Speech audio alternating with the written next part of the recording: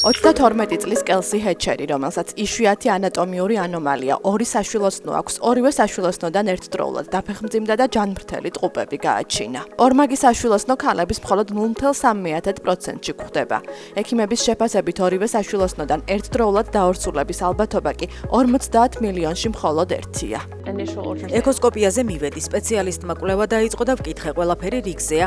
მან მიპასუხა, დიახ, ბავშვი კარგად იზრდება, ყველაფერი ნორმაშია. მე კი ნახევრად ხუმრობით ვკითხე, მხოლოდ ერთია ხომ?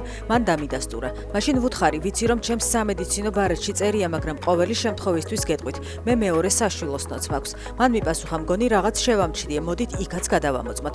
როგორც კი ულტრაბგერითი აპარატი მუცლის მეორე მხარეს გადაიტანა, თქმის დასრულებაც ვერ მოასწრო, რომ მაშინვე წამოვიძახე. ღმერთო ჩემო, იქ კიდევ ერთია. კელსი ჰეჩერმა 2023 წელს ალაბამას უნივერსიტეტის საავადმყოფოში იმშობიარა. პროცესი 20 საათის განმავლობაში გრძელდებოდა. გინეკოლოგთა და ქირურგთა გაფართოებული გუნდის მეთვალყურეობის ქვეშ. დაგეგმვა დიდ დროს მოითხოვდა, ჩვენ მხოლოდ სხვა ექიმების მიერ აღწერილი ცალკეული შემთხვევები გქონდა დასაყრდნობად.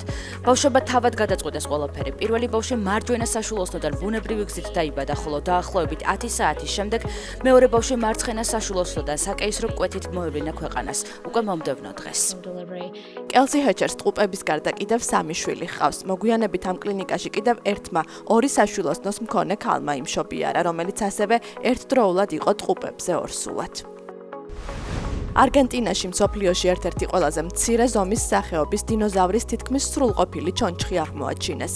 მკვლევრებმა მას მოფერებით ალნა დაარქვეს. ის დაახლოებით ქათმის ან ყვავის ზომის იყო და 700 გრამს იწონიდა. ეს დინოზავრი დედამიწაზე დაახლოებით 90-95 მილიონი წლის წინ ცხოვრობდა. ის თეროპოდების შტოს მიეკუთვნება, რომელსაც შორეული კავშირი აქვს თანამედროვე ფრინველებთან. მეცნიერთა ვარაუდით, ალნას სავარაუდოდ სხეული ბუმბულით ჰქონდა დაფარული, თუმცა ფრენა არ შეეძლო. ეს უდაბნო, რომელიც ქვიშაქვადაა აქცეული, სრულყოფილად ინახავს ჩონჩხებს ჰისტოლოგიურ დონეზეც კი. თქვენ შეგიძლიათ ამ ძვლების თხელი ანათალი აიღოთ, მიკროსკოპის ქვეშ დაათვალიეროთ და დაინახოთ მთელი სტრუქტურა, როგორი იყო უჯრედები. სწორედ ამან მოგცა საშუალება გაგვეგო, რომ ალნა 4 წლის მდედრი იყო და სხვა მრავალი დეტალი. რობოტი ბოლტი მსოფლიოში ყველაზე სწრაფი ჰუმანოიდი რობოტია, რომელიც ჩინეთში შექმნეს. მისი სიმაღლე 1 მეტრი და 75 სანტიმეტრია, წონა 75 კილოგრამი, მაქსიმალური სიჩქარე კი 10 მეტრი წამში.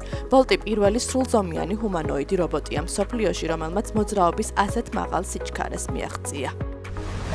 ავსტრალიაში ჰობარტის აეროპორტის მაღაზიაში მგზავრმა შენიშნა, რომ ერთ-ერთ რბილ სათამაშოს თვალები უმოძრავებდა.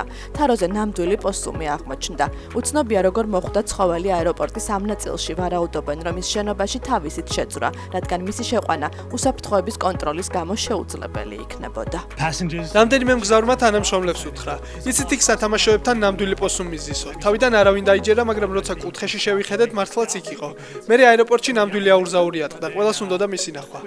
შემდეგ უსაფრთხო დერეფანში შევიდა, საიდანაც აეროპორტის თანამშრომლებმა აიყვანეს და თავის ბუნებრივ გარემოში დააბრუნეს. ეს ჩვენი სათამაშოების ხარისხის საუკეთესო რეკლამაა, ნამდვილისგან ვერ გაარჩევთ.